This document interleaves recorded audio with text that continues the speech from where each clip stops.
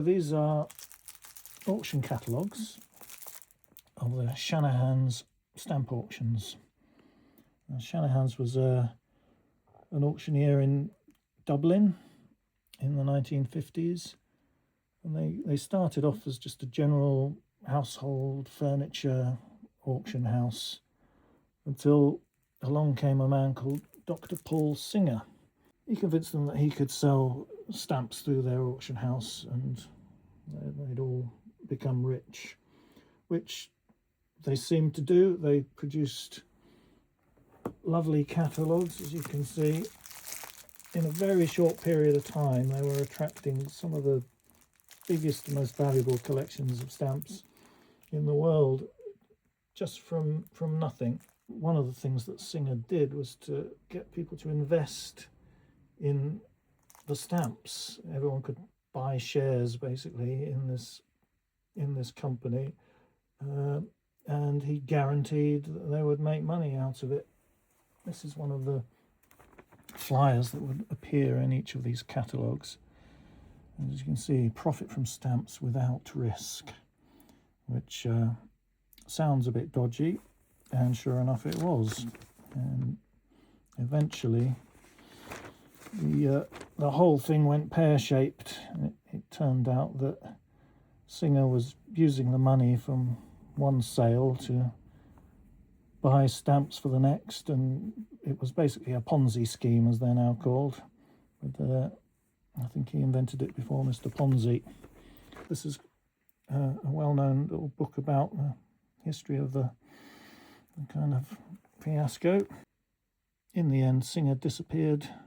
I think surfaced in Canada many years later. And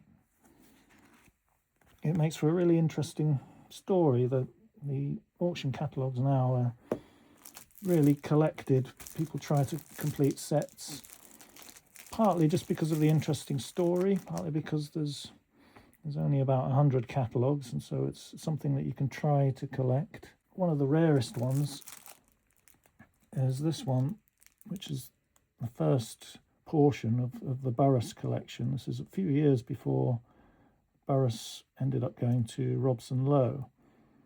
But Singer convinced Burris to send him his collections, and this was the first portion of GB in Netherlands. Unfortunately, just before this sale was supposed to take place, the whole operation went pear-shaped. The police were called in, and the sale never took place. So this is a catalogue for an auction which never happened.